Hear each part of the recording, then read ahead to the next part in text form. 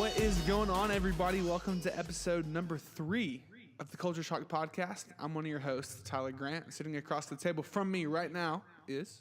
Cody Hager. And It's sitting Cody. across the internet from us right now is... Sam Philiber. I know, first guest star on the First Culture guest. Shock Pod, man. Sam, you should feel really honored right now. I do feel honored. I'm just honored to be here. Y'all have come such a long way over the last 2 weeks, and I'm happy to be a part of this journey. Man, we take that for, like, that's... That feels so good. I feel Just the so mere warm. fact that Sam has listened to both episodes, I think that just really gives me... Yeah. Makes my heart feel good. Sam, did you listen to them all the way through? Or did I you did. just I kinda- did. I listened to them 100% through, gosh. and I've actually got proof. I absolutely agree with Tyler that Cody absolutely needs to catch shade for putting Age of Ultron where he did in his list. Thank you so much for that. Dang it. I've talked to a few of my friends who listened to it, and they kind of agreed with Cody. I was like, no, like, Age of Ultron is a good movie. I'm not wrong about 16. I will stand by that till the day I die. Sam, all right, let's get your top 3 really quick since you weren't here. Let's just get it really quick. Top 3 MCU movies. Ooh, top 3. Number 3 would probably be Civil War. Number 2 is going to be Infinity War or Avengers, and then number 1 would be the other one. So I'm going to bounce them back and forth. It just kind of depends on my mood. That's exactly That's what I was pretty saying. good. That's That's really pretty good. similar to what I was saying. Yeah. Yeah. I would agree with that because Avengers was so revolutionary. Honestly. It was. Yeah, that I mean, Infinity War was great. It was the buildup of so many years of story, but Avengers was the first of its kind. They had never done anything like it before. And it's just so good. Which, let's not dive down that again because we can No, talk we about gotta the leave that in the 35 minutes past. on that really quick. Yes. But this week, talk about the image that you saw floating around the interwebs this week. Floating around the interwebs, that thing made news. Big so news. this week, one of the big news topics that we're not really going to dive into, but that's important, is that there was a first picture of a black hole. What? What? I saw it on the internet. Sam, did you see this? Yeah, I did. It kind of reminded me of the Solo a Star Wars story a little bit. Oh, that's true. In what way? Oh, yeah. The Kessel Run. The Kessel Run. Yeah. But it was like, did you see the overall picture of it though? Like, I just saw the really blurry one. no, you need to see the overall picture. It was, I can't explain it. I do not know enough about astrophysics or whatever it is, but it was a beautiful picture. And then they zoomed in like super far, just cropped it super, super far, and was like this tiny little pixel-sized dot. And they're like, "There's a black hole. Oh my gosh!" And it was like, okay, What I was guess it, it's a black hole. 52 million light years away? I have no So that idea. picture was from an image 52 million years ago. In theory, In yes, theory. yeah, something like that. Dude, physics and like space, that just blows my mind. Yeah, time travel. Ooh, there's a little In game. little snippet there, huh? Spoilers for next week, what we're going to be talking about a little bit. But this week, we're actually going to take a little break from the MCU because we're going to be hitting it really hard the next 2 weeks with Endgame coming out in just 2 weeks. Is it 2? 2 weeks from 2 right weeks now. from today, yeah. Endgame will be in theaters Wow. from the time we record this. So Hey, we're going to Sam, take a little Sam, break. have you bought your tickets yet? I have. I was actually on a cruise ship with my wife without internet in the middle of the Caribbean Ocean. And if you've ever been on a cruise, you know the internet's like $16 a day. You better believe I woke up at 8 a.m. that morning, bought the internet package for that day only just to buy my tickets. Well, Cody and I, we have been in the States the whole time, and we still have yet to buy our tickets. Yeah, Well- we're probably not well- going to watch it till this summer. Well, the movie comes out in 2 weeks. I was about to say maybe in a few months we can discuss what happens. I hope so. Hopefully, we'll have a review out by June 7th. June, yeah, or July. September sounds good. For me. That's a good way to shoot for. So hopefully, we'll see it that Saturday. That's kind of our plan. Maybe we'll get a 10:30 a.m. showing. Maybe. You'll be on the front row, but you'll get to watch it. Oh my gosh, no! For Infinity War, did I tell you guys about that? I saw your Instagram post about it. This was 100% my fault. I bought tickets, and I think I bought them for the wrong day. I meant to buy them for opening night for Infinity War, and it was like a group of people with us. And we show up to the movie theater, and they're like, "Sir, I'm so sorry, these tickets are incorrect." And I'm like, "Can we change them for tickets tonight?" And they're like, "Yeah, sure, they're front row tickets." And they're like, "Don't worry, it's a big theater, so front row isn't that close." I was like, "Oh, okay, I'm sure we can handle that." Our feet, no lie, were 12 inches away from the wall, 1 foot away from the front wall of the So screen. unfortunate. So they ended up bringing fold-out chairs for us to sit in the handicap part. No. Dead You've serious. not told me that. Yeah. There's a whole lot from that story. There was a guy we met that night who actually his job is to go to movies and to listen and hear what people say after and during the previews, and then like he judges how well the previews are doing based on that. And he worked for a big ad agency. There was a lot about that night. I messed up our tickets. Met Think that we guy. can get him to promote the Culture Shock podcast? Yeah, I feel like that would be a conflict of interest with all the movie talk or something like that. But I mean, I can guess track him down. I don't know. BS. We need to get our tickets like soon. Yeah, we really do. Like, we should probably stop everything right now and buy our tickets. But we have better things to do. True that. What do we got to do, Tyler? So we aren't talking about the MCU, which we just did, but we won't for the rest of the episode, besides a little bit, because you can't not. But the big thing we're going to be talking about is this weekend is Star Wars Celebration. So hopefully next week, beginning of the week, we'll have a bonus episode of some Star Wars Celebration content. Hopefully an episode 9 trailer and a name reveal, which would be huge. But then yesterday, EA dropped a teaser image of the new Star Wars Jedi Fallen Order. Is that what it's called? Star Wars Jedi Fallen Order, yeah. So a little teaser image. So we thought today it would be fun to actually go through and talk about our top 5 favorite Star Wars video games of all time. Now, before we do that, though, Sam, did you see anything in that image or the other image you sent us today about Fallen Order that you wanted to kind of bring up? You talking about the one I sent y'all today, not the original one? Either one. Yeah, I loved that one that came out today. If you haven't seen it, it was dropped off an Amazon T-shirt listing. It hasn't been confirmed yet, but it's going pretty wild on the internet that it is official. You pretty much have a picture of a Jedi with a blue lightsaber, and you can actually see one of the old school Republic Star Destroyers crash down in the sand with some TIE fighters overlooking it. And I mean, it's a beautiful image. It's getting me so pumped for the game. It looks so good. Yeah, like seeing that Republic Destroyer basically is what it is. Yeah. Just like it looks unreal. I'm so excited for this game. But the only scary thing is EA. Well. The fact that they have that exclusive license to Star Wars right now, it is a little bit of a scary business. But I think it'd be cool. Saturday they're actually having at Celebration at 1:30 Central Time. On the 13th, they'll be having a complete talk through about Fallen Order, so we'll get you some more information about that as it comes out. So we're excited about the game. We'll cover it more as it comes out. But let's just go through our top Star Wars video games of all time, because there have been some good ones and there have been some notoriously bad ones. So, Sam, you want to get us started with your 5th favorite Star Wars video game? Yeah, my 5th of all time, and I kind of based mine. There are some other ones that I didn't include that a lot of the big name list will include, but I did the ones that I played growing up and the ones that have a lot of nostalgia for me. Number 5 for me was Lego Star Wars: The Complete Saga. I absolutely love that game. A lot of people kind of hit it off as kiddish, but you get to play through all the movies, and it's just so much fun, and you can play as the most random characters that you would never get to play as in another Star Wars game.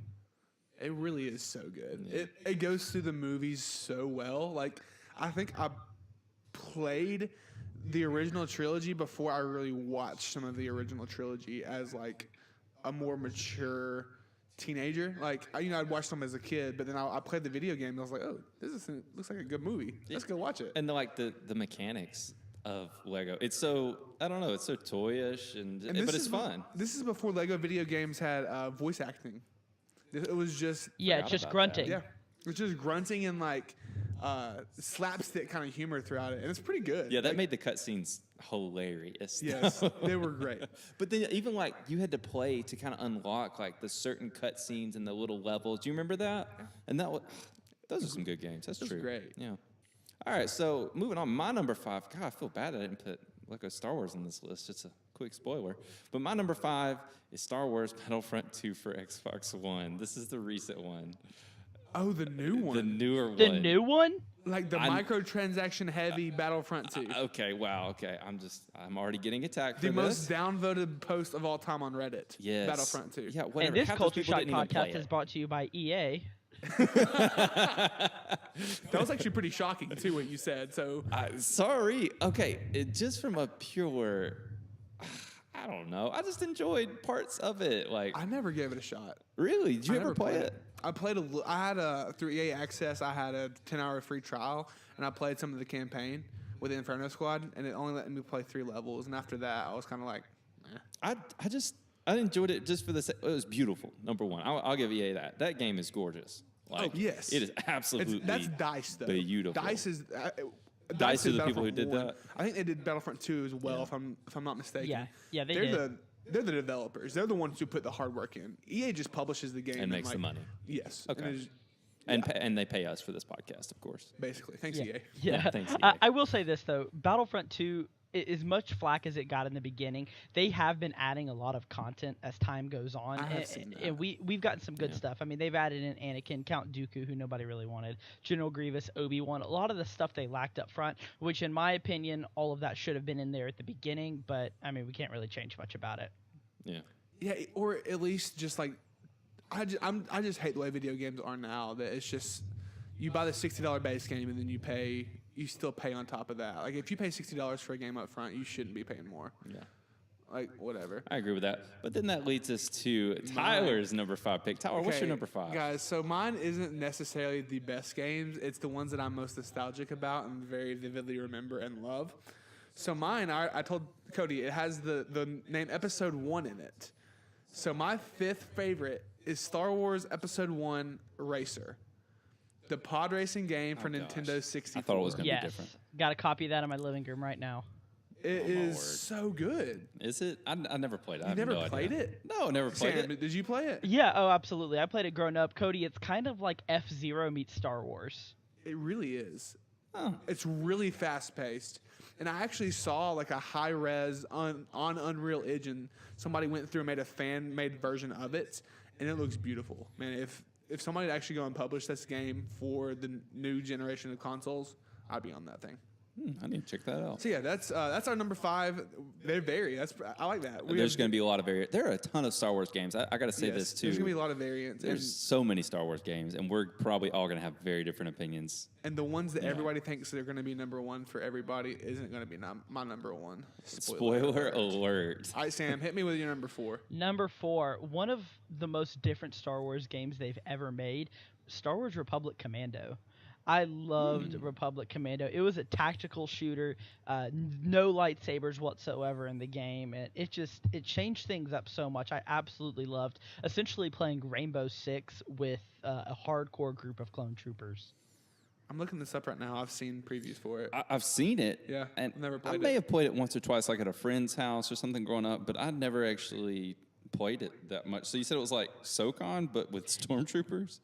Yeah, pretty much. So you play as a Delta Squad during the Clone Wars. You literally start out during the Battle of Geonosis. And if you've ever played Rainbow Six, kind of where you have the tactical abilities where you can tell your team to stack up and throw a grenade inside, that is how the game is. You're not this invincible Jedi. You are a very vulnerable clone trooper, and you have to use the tactics of your team. You've got a sniper, a demo guy, a weapons guy, and you can use them all differently to kind of help you move through the level.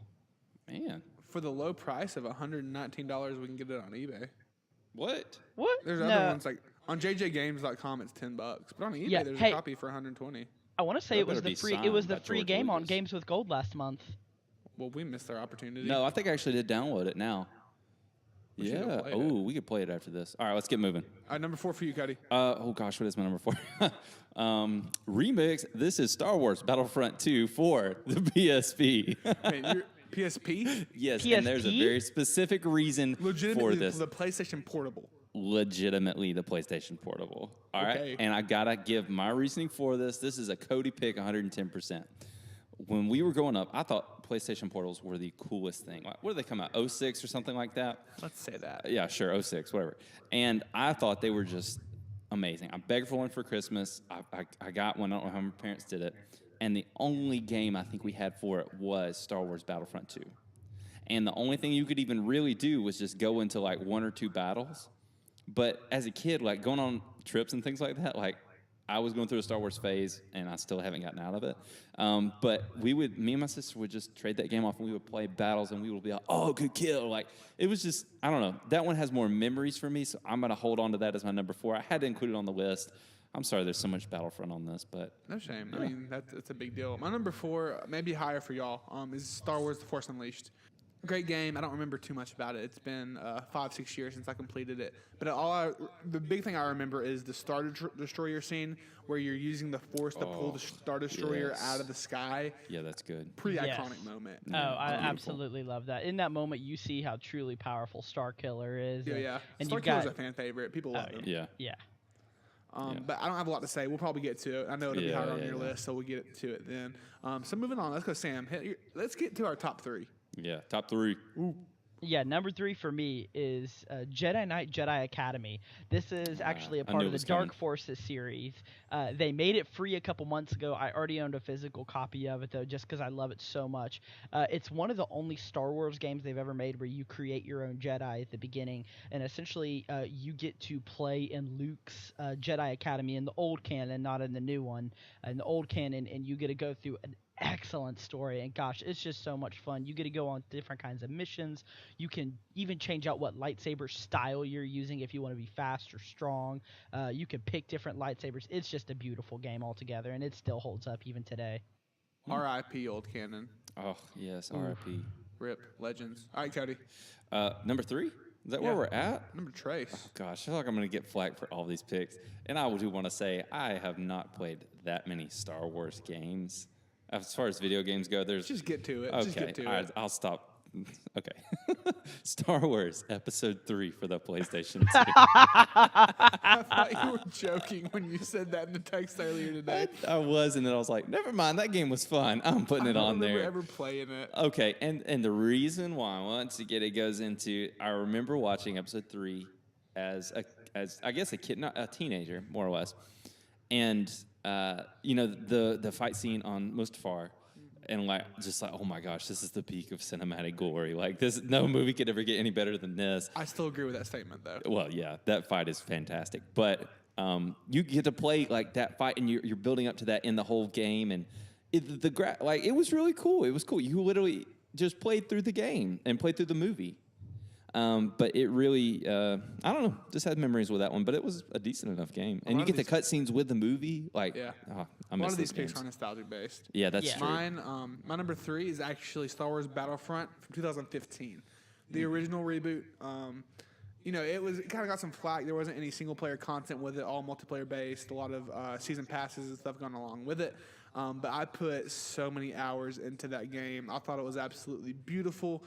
It could have been handled a little bit better financially. Once again, thanks EA.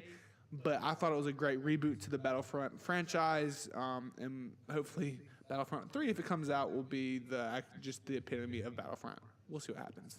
That's what we said about Battlefront. Yeah, 2. we'll see. That was my number 3.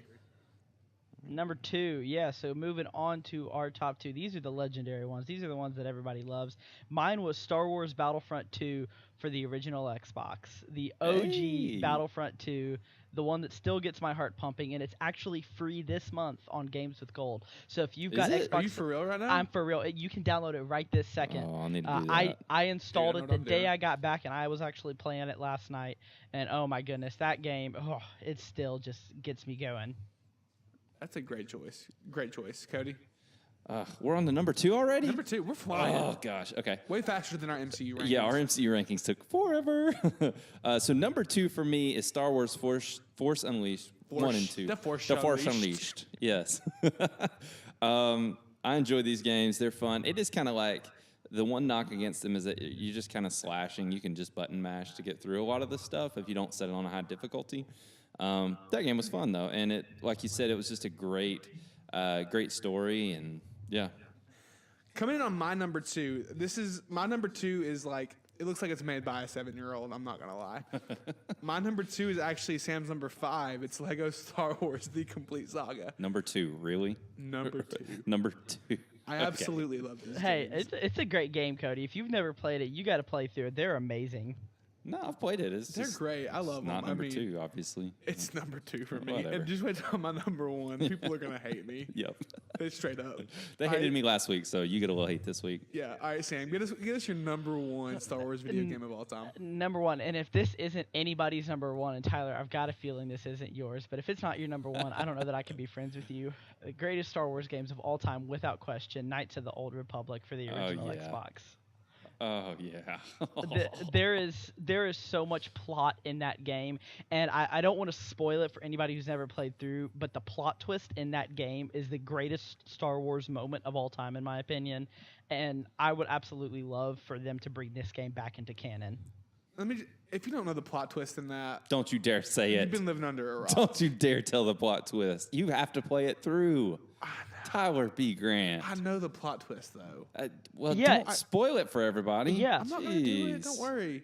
All right, Tyler, Cody. you will never imagine the moment of 7-year-old me playing through that game and getting to the plot twist. I don't think I've ever freaked out more as a child. I would have lost my mind. Yeah, no, yeah. Well, Sam, I want to say that was my number one as well because, I mean, there's nothing that even comes close to it. Like, as far as even video games I've played in my entire life, or stories, like, it's probably top 5 in video games of all time. Absolutely. I am right there with you. Yeah, it's fantastic. I've been trying to play KOTOR on my phone, which isn't the best Don't place to you- play. I know nah. it definitely isn't. Don't And you dare. I love KOTOR. I love the characters. I love Revan. I love Traya and Nihilus. I know they're KOTOR too. I love Bastila. I love all of them. But that is because of my number one, which is a gosh. mobile game. Oh gosh. Star Wars Galaxy of Heroes. Here we go again. This is another EA-based game, but I have played this game every day for the past 3.5 This podcast years. brought to you by EA Games. Yeah, True. if you've Thanks, been playing that and Connect Star Wars a lot, Yeah, probably shouldn't listen to me for my number top. It's just about a lot of things in general on this podcast. Yeah, like, all of your rankings suck. they're pretty garbage. So I'm not gonna lie. But like in Galaxy of Heroes, they just released Darth Revan. They just announced Darth Malik today, so they're really big into some KOTOR stuff. It's a fun game. I'll give you that. The reason KOTOR isn't one because I've never played it. If I have played KOTOR, if I had the time to sit down and play it through on the original Xbox, it would be number one for me. I know it would be because I know the story is so rich and so loved, and Revan is one of the most loved characters in Star Wars history, and he's not even canon. yeah, it's for sure. Yeah. Hey, it's backwards compatible too, so if you've got an Xbox One, definitely pick it up. It's a great game. I just don't love RPGs. It's and I don't either. Normally, it's just that game is just so good because you get sucked into the story from the beginning of KOTOR, and then like after you get through kind of the first world, so to speak, and it starts opening up from there, you can kind of go wherever you want, and then you start learning. It is so I got good. on the escape pod and got off the ship. That's as far as you got. Yeah, dude, playing on the phone is impossible. Until you put about 60 hours in that game, Yeah. you like nah. The game is the best once you get off the first planet, and the name of the Terrace is the name of the planet. Once you get off Terrace, Terrace yeah. and you go to Dantooine, oh my goodness, that's just what the game absolutely Oh. escalates. Terrace is like the introduction. And then you start building your lightsaber, and Oh, it yeah. gets so good. Yeah, and fun fact about Knights of the Old Republic, if you're a Dungeons and Dragons fans, that game is actually built on the D20 system, which is what Dungeons and Dragons is. So when I started playing Dungeons and Dragons, I've been playing for about 3 years now. I absolutely love it. I realized, I was like, this reminds me of Knights of the Old Republic, and the guy I was playing with was like, yeah, this Knights of the Old Republic was built off of D&D, and I'm like, that is absolutely amazing. And get ready for our D&D podcast coming up next week. Absolutely, that's gonna be our bonus episode with just Sam. We won't even be part of it. We'll just stay away from that. Yeah, I'm just kidding. I'm sorry, Sam. Speaking of staying away from stuff completely, Game of Thrones season 8 drops in 3 days, and I have never watched a single episode of Game of Thrones. So I'm about to sit back, scroll through Instagram, and let Cody and Sam have some fun. No. You have to be part of the discussion because coming as from an outsider's perspective, so to speak, I'm curious what you think about some of this stuff. It's just, yeah. Just go for it. Just go for it? Just go for it. Okay, go for well, let's just go for it, Sam. Bye, Tower. We'll see you in a bit. So I'll chime in. So, Sam, first off, I'm curious. At what season did you start watching Game of Thrones? So Morgan and I started watching it in between 6 and 7. So when we started watching it, 6 had already been completed. Either it had already been completed or it was right at the end of 6, because I remember some Facebook posts about it. But by the time we finished it, we got through the end of 6, and then we had to wait like a year for 7 to come on. I think you and I actually started watching it around the same time because we watched it, I believe, before season 6 came out. And I remember waiting for season 7. And yeah, okay, so we kind of came in at the same time where it was in the middle of really the hype train of it all, you know? Yeah, absolutely. Yeah, it was that's when it really started picking up. And at first, I really couldn't get into it, but then like 3 episodes in, I'm like, oh my gosh, this is absolutely amazing. Yeah, and it's really, really good. And I was so I've been trying to rewatch it. If you've been listening to the podcast, you know I've been trying to rewatch it. Not very successful, but in rewatching it, I realized that they pack so much into every single just episode. Every single scene really is some full-on conversation. It's every bit of it's important. So you really have to stay sharp to watch it. But Yeah. anyway, for season 8, wait, were you going to say something? Well, I was just gonna say one of the things that can make anybody get into it, even someone like Tyler. Hey guys, I'm here. Oh, Tyler's still here. Is what's so great about it, though, is everybody is complex. There's really only 2 characters in the show that you were designed to just absolutely hate. Everybody else, they kind of operate in a gray area. They have their good moments, they have their bad moments, and it just makes the show so enjoyable to not just have the straight good versus evil. I know that Kira's in it. You mean Daenerys? Yeah, Kira. Emilia Clarke. That's what I know Emilia Clarke from is Solo. So y'all get back to it. Yep, thanks for that contribution. You're right welcome. There. Perfect. See you in a minute. Okay, so season 8 is coming up on Sunday. And Sam, I'm curious, what has been your favorite storyline so far throughout all of the seasons? Not just going into season 8. Well, let's see here. Overall storyline.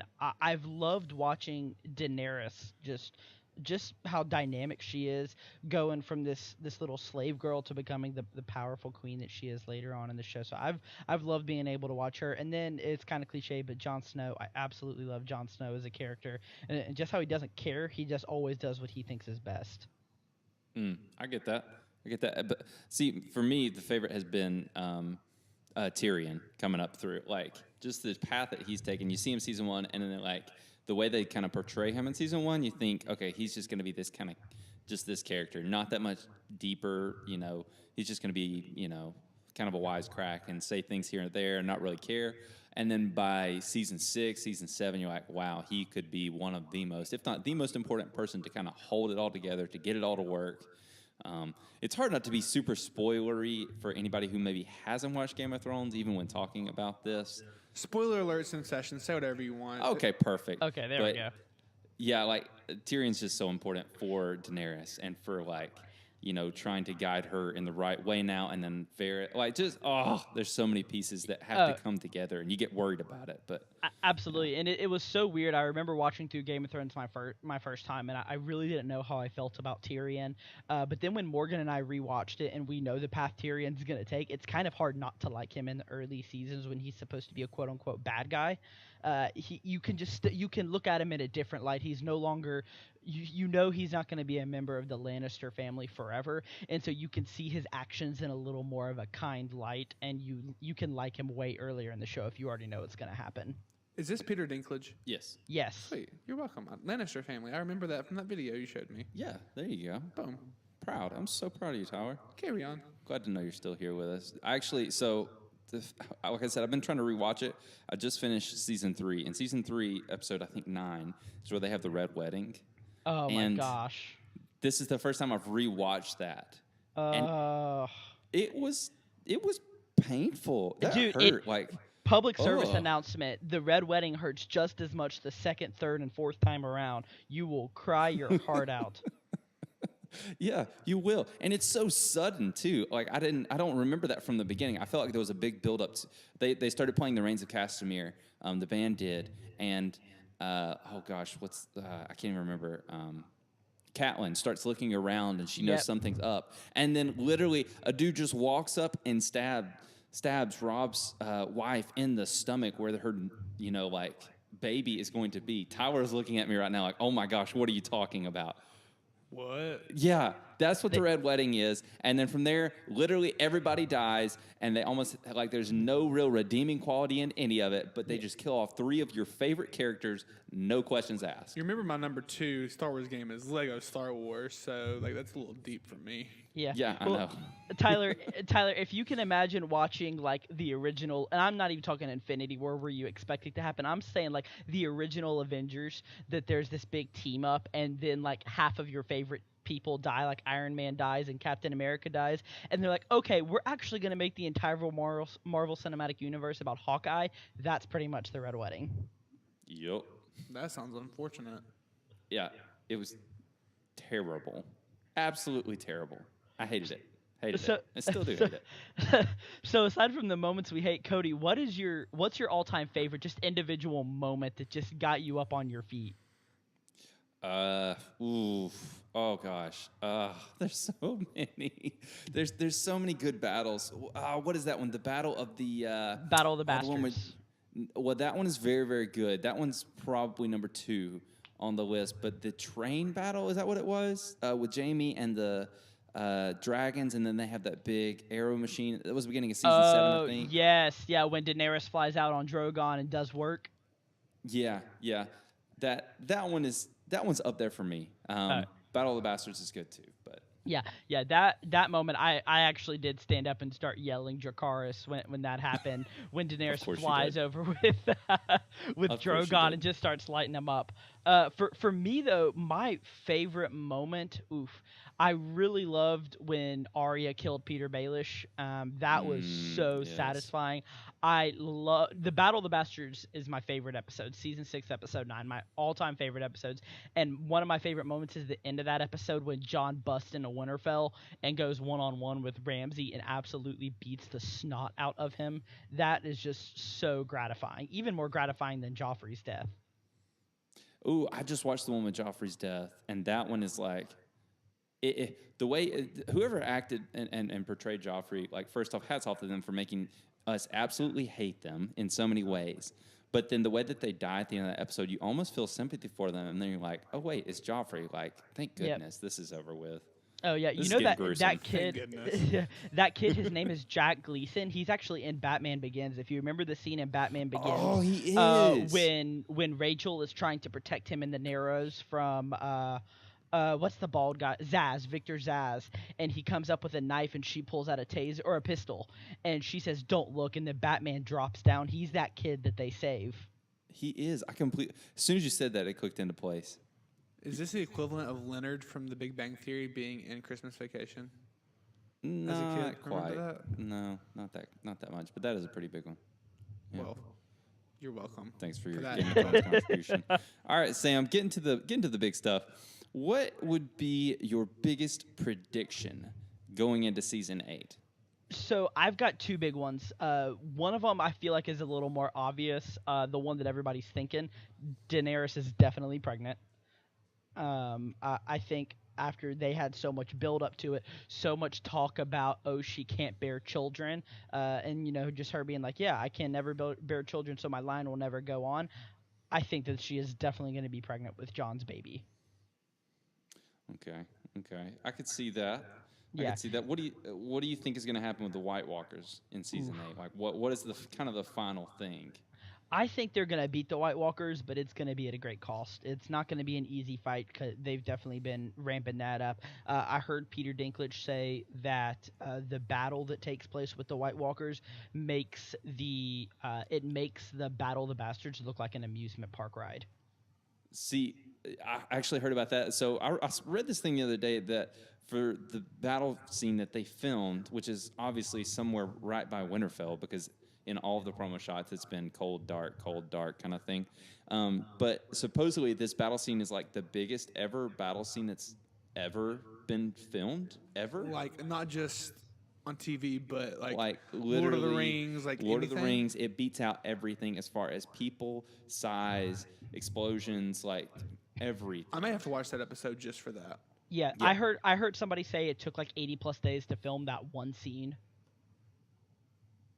That's insane. Yeah, it's just, that's going to be insane. So whatever ends up happening, like I've heard different theories as far as predictions. I'm like, oh, well, maybe they won't actually fight and the White Walkers will just kind of take over everything, and then it'll end up being the people you really have to worry about. Like, weird kind of ways to turn it around, but the fact they've been hyping up some kind of battle, something that's going to be just so massive, like I feel like it's just going to be a straight up nose-to-nose, showdown with the White Walkers, with the Night King, and whoever's left standing will, I guess, rule the Game of Thrones. Like, yeah, and from one of the things I've been hearing though is that the ultimate, the kind of the climax of the story is actually going to take place in episode 3, which is, it's 6 episodes in the last season. So it's very interesting to me that the climax of the story is going to take place so soon, and that they're going to have so much they have to wrap up in the last 3 episodes.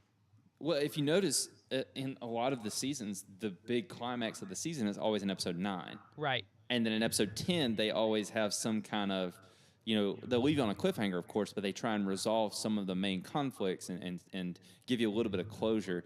But that is kind of odd to me, too, that's what's going to happen. Like, do they need 3 episodes of an hour and a half to really, like, flesh the rest of that out? Yeah, I think that one of the big things that we can definitely say, though, and this is another prediction that I've got, is if you think about the other dragon who's still alive, Rhaegal, is named after Jon's dad, so he's definitely going to be a dragon rider at some point because the only living dragon is named after his dad. But I also think season 7 was far too happy. The rest were all the rest of the seasons, they were constantly killing our favorite people and shocking us. Season 7 was way too predictable and happy, so I really do feel like that they're going to pull the rug out from under our feet and just absolutely slaughter everyone we've ever loved. Yeah, that's most likely what will happen. In the spirit of George R.R. Martin and the Red Wedding, they're probably just going to kill every single person, and whoever is left will rule the Iron Throne, whatever that even means. Like Infinity War. Like Infinity War, exactly. Yeah. Except everyone will die. Well, yeah, and Thanos will rule over the galaxy. Yeah. Ooh, there's our turn right there. Thanos shows up. Whoa, MCU Game of Thrones crossover. Disney probably owns HBO by now. That's true. Yeah. All right, Sam, one final question. Give me your most ridiculous prediction for season 8. I already have mine in mind. If you want to take a second to think about it, I can give you my answer. Go and give me yours while I think about it. All right, here's my answer. Episode 1, we have Jon, all right, and we have Daenerys. They're riding into battle on the backs of dragons, all right? They're getting ready. They give each other the lovey eyes. They're about to go into battle, and they both get shot out of the sky, get turned into White Walkers. Wow, that sucks, all right? End of the story. Samwell Tarly is the one who rallies the armies behind him and ends up decimating the White Walker army and then rules all of Westeros. Samwell. I'm calling it right now. $100 if I get this right from Tyler. That's what he told me before we recorded. That is not true. That sounds amazing. That would be awesome. I love Samuel Tarly. I would love to see that happen.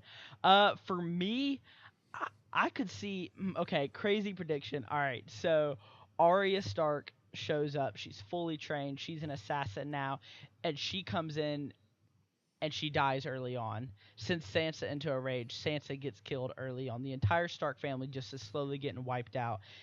And then Jon and Daenerys' baby is the only person left living, and he ends up ruling the Iron Throne, a little baby on the Iron Throne. That's actually a pretty good prediction. I've heard some people talk about that being the possibility. Yeah. And that would actually make sense, in all honesty, if they tried to do that and had those 3 episodes at the end of the season to try and progress time and show that. That could be really interesting. Yeah. Well, that's all we've got for Game of Thrones Season 8 preview, Tyler. You can come back. Welcome back, Tyler. Hey, it's good to see you guys. What is going on, everybody? Welcome to episode. That's funny. So this week we had some news come out. A few big things from Avengers. Earlier this week we had a 1-minute scene drop. Ooh. Oh, man. What people are saying is probably the first scene of the movie. Yeah, they're saying it's going to be pretty early in the film when this happens. So it's just the Avengers kind of sitting around. You can tell it just happened because of Black Widow's hair. It's straight up blonde, and you can tell there's a lot of like dismay and a lot of hopelessness going on. But the first line, we talked about this a little bit. What does Black Widow say? He used the stones again. He used the stones again. That's the line, right? Yeah, when I first played the trailer or the clip, I had to stop literally 10 seconds in because I'm like, did she just say that? What does that mean? I don't know. Like, I have no idea. Like he used them as in like, there's no way he snapped again because like. Yeah, I almost wonder if he uses the stones to restore Titan. I could almost see that, but at the same time, I'm kind of confused because at the end of Infinity War, we saw the gauntlet completely burned almost. It looked like from doing the decimation. We talked about that a little bit last week, didn't we? We did just a bit. We touched on it, not a lot. We just hit on it. Yeah, so I'm wondering, what did he do? My best guess, I don't think it's right, but my best guess would be he uses the stones in some form to restore Titan to its former glory. See, and then that would be interesting because then I get that. all the fight scenes that we've seen so far too are like the battle scenes. They're on some kind of decimated planet, but Yeah. it isn't where they were in Infinity War. Which was because Titan, whenever it was decimated, was kind of like had an orangish tint Yeah. going on, and I don't think they would have changed that. I don't For a know. new battle. And then it could be that he, like Sam saying, maybe they did restore Titan, and then the Avengers came back and were destroying what he did, although they weren't going to destroy it. I don't know. I don't know. There's so much that could mean. Yeah. And next week, we're actually going to go through and give some of our theories about what it could mean, about what could happen in Endgame. But Spoiler alert: Samuel Tarly takes the Infinity Gauntlet. And, Is this Game of I'll stop Thrones? there. Yeah, that's a Game of Thrones oh crossover. gosh. Yeah. Anything else from that scene that really stood out to you by any means? I mean, for me, there weren't a ton of things. Some of it we'd already seen from the trailer, like Thor talking with Captain Marvel, really hitting on her, and like all that weird stuff. But there wasn't a lot. The burning thing in the back of my mind though is Bruce Banner, Hulk. What the heck is going on with him? Like, is Hulk going to come back? Will the Hulk come out? He's not been. Will in any the Hulk previews. come out? Because It's all that could been be Bruce big. Banner or Now, I will Hulkbuster. say this because you're right. We haven't seen him in any previews, but there was a magazine cover they released today. I can't remember which one it was, but it actually showed Hulk on the magazine cover in line with the rest of the Avengers. So that was kind of interesting to me. Wow, that could be big. That could be. Yeah. I really don't know. And then also today we had a 30-second trailer kind of come out. It's going to be more of a TV spot. Cody, did you even get to watch that yet? No, I haven't. No. But I did send y'all a screenshot. There's a shot of the Avengers in the Quinjet, which we've seen the Quinjet scene before. But in this shot, it is Black Widow has her blonde hair fully, and there is Captain Marvel, Black Widow. What's Rhodey? War Machine. War Machine. War Machine. Thor, Captain America, and Rocket. No Tony. They're going to get Tony in that shot. That's exactly what's happening. 100%. I mean, they've got to be, right? Yes. Like, See, I don't know. I don't know. No, but see, I don't think they're going to get Tony, and here's why. That's not the Quinjet. Look at the ship closely. That's the Benatar. That's the Guardians of the Galaxy ship. It is. So that Ooh. means That is. that means that Tony and Nebula would have already returned. Good call. That Good eye, is the Sam. Guardian ship. Man, That's look why at we this bring guy. you on here. This is why we always talk to Sam when we need to know stuff. I think he'll be coming back for a few more episodes, especially Game of Thrones, We'll see. We'll see. and maybe some I Marvel don't know. breakdown. I'm not really because- feeling it, to be honest. You're not feeling it? I'm just kidding. I don't know. Well, hey, tweet us at Culture Strike Podcast. Let us know if you want Sam to be back on it. So, Sam, I actually just pulled up the magazine cover that you were talking about, and I think it's Avengers Endgame Movie Magazine special cover, which features Captain Marvel, Iron Man, Captain America, Thor, Nebula, Ant-Man, Hawkeye, and Hulk. But Hulk is like, is that Hulk right there? You see what I'm talking about? Like right here? I'm in like War leaning over Machines? trying to look at Cody's computer. And this is another low-res, like, picture that I'm looking at, so I don't know how accurate it is, but it kind of looks like Hulk. It almost looks like Thing. Hold on. Let me Fantastic Four, the let- Thing. The Thing. Yeah. let me see Dude. if I can find it. Episode 1, what we were talking about, the Marvel Fox crossover. The Marvel DC crossover. I can't wait. All right, Cody, I found it. It's on Empire. It's on Empire. Okay, maybe I was looking at the wrong one. Yeah, Man sir. shows up in end Yeah. credits. Oh my gosh, that would be awesome. Disney would officially be ruling the world. Yeah, they would at that point. Okay, well, I have to go look at this magazine cover later, but that's interesting. I feel like Hulk has to show up at some point. will. I mean, come on. And then probably die, like the rest of them. Yeah. So for one of our next big news stories, we have Ryan Johnson saying that it's okay if JJ retcons with the new Star Wars movie. Now, I want to give just a really quick Urban Dictionary definition of retcon. I feel like it's used all the time. Yeah, and just for people who don't know. I knew what it was, Yeah. but I didn't know the actual thing. So it is actually short for retroactive continuity. Okay, I didn't know that. I know, that makes so much sense now. So a retcon is when you kind of like hit a hard reset on a universe or whatever. The best example on Urban Dictionary is like deciding in Spider-Man 3 that Sandman actually killed Peter Parker's uncle in Spider-Man 1. Or the best example I can give you is X-Men Days of Future Past. Yeah, that's It's what I a was about movie to say. that goes back to reset the timeline to completely do what X-Men 1, 2, and 3 did. So I'm really hoping that happens with episode 9. That's what a lot of people are hoping. I didn't hate episode 8 as much as Cody did. Sam, what are your thoughts? I was somewhere in the middle on episode 8. I didn't hate it. I wasn't just dropping in love with it either. I think it has its merits, but it also has some pretty big drawbacks too. So how do we feel though? Like if JJ just opens episode 9 with a crawl and it says Ryan Johnson really screwed up the last film, so please ignore everything that happened in episode 8. I'm okay if he retcons Rey's lineage. Yeah. Because that was never really addressed, and Kylo kind of said, your parents were nobody. But that could have just easily been Kylo lying just for a power move. You know? I'm 100% okay if he retcons that. And I kind of want Rey to have some good lineage. Just I want that payoff to be there. Yeah, what I don't want to see him come in and slash episode 8 to ribbons and just kind of completely ignore it, whether plot wise and just do a time jump and pretend like it never happened. But I wouldn't mind him, correcting little things like that, like, oh, Rey, he was lying, your dad was actually Obi-Wan, or just something like that. Yeah, I could see that. Or if he were to do like another crazy retcon where he was like, Snoke didn't actually die. It was another hologram of Snoke. Snoke's going to come back somehow, some way. Calling it? Calling it. Right I think so. They most of the time, if they killed a character like that, I feel like they would have given us a comic or a book that told us about who he was, because we didn't find out in the movie. The fact that they've kept their lips shut, I feel like that they're going to have something further to do with Snoke in episode 9. I hope so. I hope so. I like Snoke as a character, even though I know nothing about him. I want them to dive more into that. Yeah, well, I still feel like you need to have some kind of ultimate, evil that you're fighting against, like Emperor Palpatine or Darth Sidious, like whatever, like. More than just Kylo. More than just Kylo, because Kylo is such he's so in between, and Rey is always talking about how she feels the good inside of him, and like that can't be your ultimate villain. Snoke's I don't know. Be back. Yeah. And speaking of Star Wars, as we said, Star Wars Celebration starts technically tonight, but there's going to be a lot of stuff going on the next few days. And tomorrow morning at 11 a.m., there'll be an episode 9 panel. So I just want to ask really quick, what are your guesses for the name of Star Wars episode 9?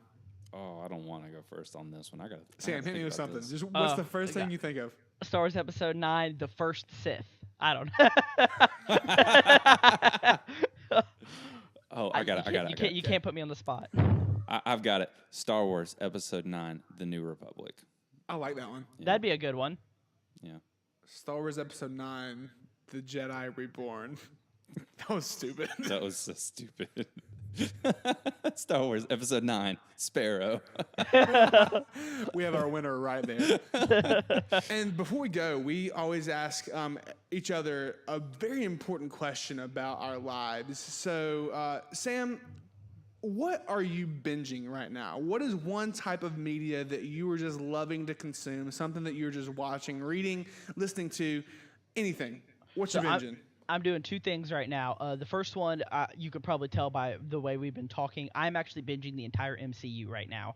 Me and a buddy of mine, Brad, he and I decided to watch all 20 movies leading up to Endgame. We pretty much have 16 days to do 20 movies, and we are up to Thor right now, so we're about 4 movies in. Holy Good luck. Yeah, it's not an easy one. We're doing about 2 movies a day. The other thing I'm doing is one of my favorite book series of all time, The Inheritance Cycle. If you don't know what that is, it's Aragon, Eldest, Brissinger, and Inheritance. Love those books. I read the entire book of Eldest on my cruise. I'm rereading through Inheritance right now. Those get me so excited, and they make me wish I was a dragon rider. I've read Aragon. That's about it. Yeah, So moving on, Cody. Yeah. I have an important question for you. Okay, what's your question? What you binging? Right now, of course, I am still binging Game of Thrones. I got it. I got to do it. Got to binge. GOT. But on top of that, I have been reading a little bit more in the Expanse book series. I can't remember if I've already talked about it on the podcast or not. But there's a show on Amazon Prime, and it's called The Expanse. So I've watched a little bit of the show, but the books, starting with Leviathan Wakes, is actually written by 2 guys.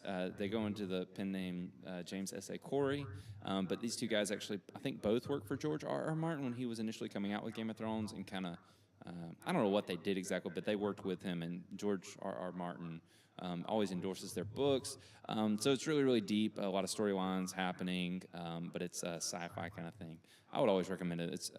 Those are great books and really cool. Yeah. Absolutely. Tyler, what are you binging? That was not a lot of payoff right there. Here, Say it let like I you got mean it. I it. got it. I got it. I Come got on, it. Sam. Okay, yeah, we'll let Sam take it. Whatever. Tyler, I've got a life-changing question for you. What is it, Sam? My man, gosh. what is currently binging out of you? Not just what are you binging, what is binging out of you? That's disgusting. Whatever. that You means. just completely changed it. Yeah, I hate that. I think I'm gonna go back to Cody's question. What am I binging? Here, I'll try it one last time. Hey, Tyler, what are you binging? Oh, that's a great question, Cody. I'm actually my first one is a book. I'm reading a book right now. You can read? I can read. Oh my I'm reading gosh. through the new Thrawn series by Timothy Zahn, not the original trilogy, but the new one. Oh, yeah. So I'm about halfway through Thrawn. You know, it's pretty good just to see a little bit about him. He's one of my favorite Star Wars characters. He's a boss. He's a genius. He's such a great. He's a tactician. He's a for sure. great tactician. Yeah. And then I've also started to, I haven't started to play it. I've been playing it a while, but I picked up Kingdom Hearts 3 again. I don't know if I've ever played through any of the Kingdom Hearts games. It's fun. It's a Final Fantasy and Disney crossover. So I'm currently in Monstropolis right now. So I'm with the Monsters Inc. gang. So that's fun. So that's what's going on. Yeah. So yeah, that's what I'm binging. Yeah, Nice. I'd love to play through Kingdom Hearts, but I never had a PlayStation growing up, so I could never play 1 or 2, and I definitely want to play those before I ever play 3. Same. My brother-in-law loves Kingdom Hearts 1 and 2, and I just watched a lot of videos to get some of the lore caught up because it's very convoluted. Wait, Sam, you never had a PlayStation? I had a PlayStation 2 by the time I was like 14. My uncle gave me his, but growing up, we always had Xbox. We went from Xbox to Xbox 360 to Xbox One, so I was never really able to play some of those. Oh, that's kind of sad. Yeah, I've been an Xbox guy my whole life too. No PlayStation. You guys ever played Ratchet and Clank? Yes, I have played Ratchet and Clank though. Yeah, I played Ratchet and Clank on my PS2 that I had. Yeah. That game is fantastic. Yep. Well, guys, we're gonna ask you to do one thing for us this week. If you can go over to Twitter to follow us, give us a shout out, and then ask us some questions that you want to hear from us that we can answer up on the podcast. What's our Twitter handle? Oh, Tyler? what is our Twitter handle? It's, man, getting some Twitter handles is hard in this day and age. It's actually Pod Culture Shock. Oh, that's confusing. It's awful. It's so bad. Just Pod Culture look for Shock. Culture Shock Podcast and you'll find us. Yeah, Hopefully most we can likely. change it up soon. Yeah. So go follow us over there on Facebook as well, and just shoot us a question, something that you want us to talk about on the show. We'll try to have a Q&A in that form. And also, if you can, on Apple Podcasts, go give us a subscribe. Go give us a review, 5 stars, preferably if you enjoyed what you listened to. And if you give us a good review, we'll actually read it on the podcast Maybe. if it's good enough. Yeah, it depends on what you say. Yeah. Yeah. If it's a 5-star and it's good enough, we'll read it on the podcast. Oh, yeah, for sure. Definitely. But follow us on Apple Podcast, on Stitcher, on TuneIn Radio. And if you like what you hear, give us a sub. Thank you, Sam, once again for staying with us. Absolutely. Thanks for having me. It's been a blast. But I think that's all we have for you this week on the Culture Shock Podcast. We'll see you next week. Bye.